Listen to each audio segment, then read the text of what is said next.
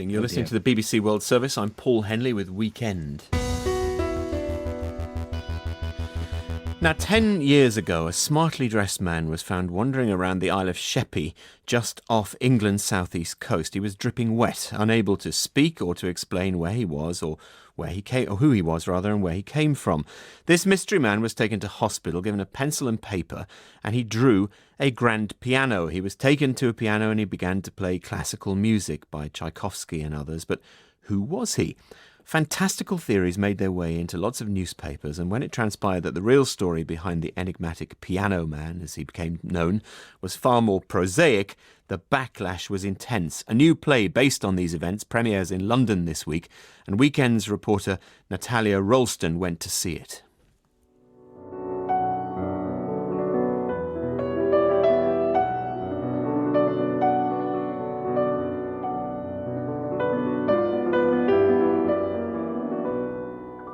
The director of The Piano Man, Sam Carrick, explains the allure of the story and why he returned to it 10 years on.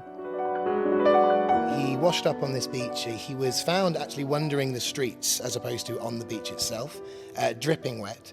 And he was wearing a full suit. The suit had no labels, he had no shoes with no identification. There was nothing to place him even to a country or a size. It was literally a blank suit. So there was the idea that there was this magical man who appeared from the sea and could play classical piano to a virtuoso standard. And yet no one knew who he was. I don't know, if he turned out to be British, I think we'd have erupted with joy, like we'd claimed this man. And he was brilliant. And then as soon as he revealed who he was, we just kind of cast him aside and off he went. And I think there's a certain sadness in that. There was international interest in the mystery maestro. A number of people came forward to claim the piano man as theirs. This scene in the play touches on the idea. Hello? Oh, hello. I think you can help me. You know my husband. You refer to him as the piano man. Your husband is the piano man? Oh, yes. He's lost 20 kilos and blinked his hair, but I can see in his eyes that it is him. I'm sorry. Where are you calling from? Oh, sorry. My name is Suzanne Stephenson. I'm calling from Copenhagen, but my husband, he is Algerian. My name's Joseph P. Godfrey. I'm calling from Toronto in Canada.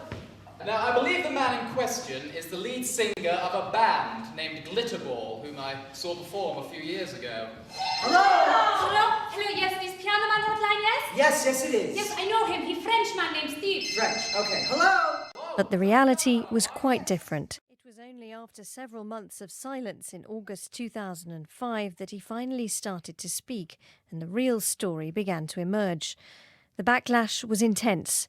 New headlines screamed "Piano Man sham." His musical talents were derided. The piano man who can't really play, said the Guardian newspaper. The play's director, Sam Carrick, chose not to contact the real Andreas Grassel, preferring instead to use the internet, newspaper articles and blogs to fill in the blanks. We don't know what he does as a profession. We've read reports that he may be teaching. I hope deep down in my heart he's playing the piano somewhere on a massive stage to hundreds of thousands of people. I think he wanted to be a journalist when he was growing up. We got this from his earlier reports. He spoke 5 languages, so I would have thought that as long as that all came back to him, as well as his identity, that he would still be following his heart and doing one of those things.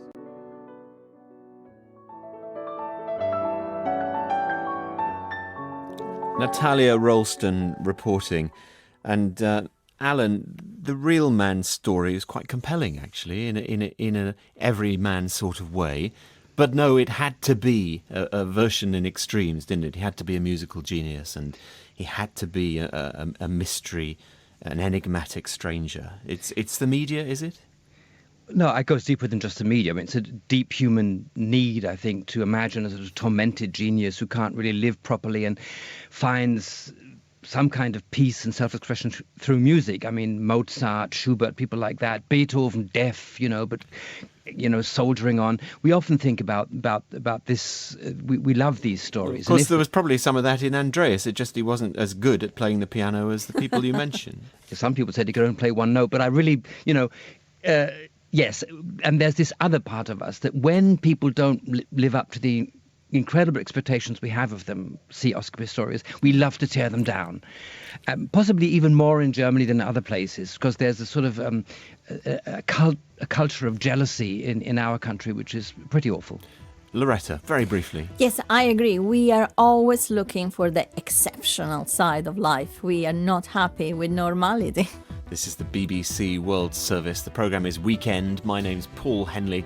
Much more to come in the next half hour. We're live from London.